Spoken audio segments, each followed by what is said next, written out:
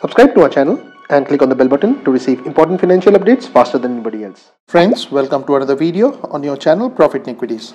In this video, we'll be talking about a niche company which has fallen due to an exposure to IL&FS and where the promoter has recently started buying stocks. Please watch this video to know more.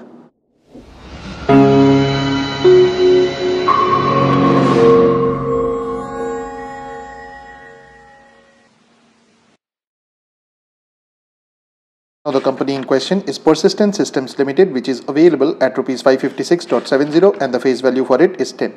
The symbol for it is PERSISTENT.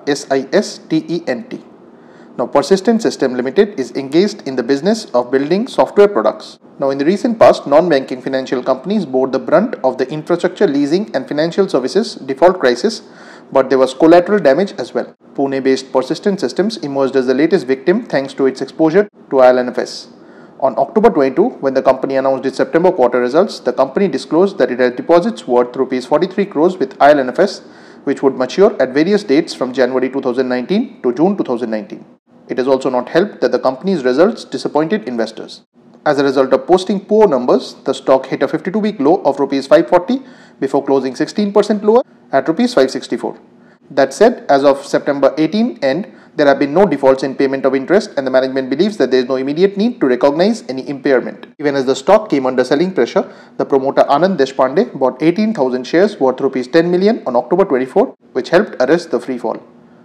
Now the financials indicate that this company is available at cheap price to earnings ratio of 12.28 when compared to the industry PE of 21.97 and the price to book ratio of 2.17 is also not wildly expensive. The debt to equity of 0.0434 is also decent, whereas the return on equity is 0.1582. The dividend yield for the company stands at 1.80%. Now friends, please don't consider this to be a recommendation on our part. Please go ahead and do your own research. This and all of the content that you see on our channel is intended to be a piece of news.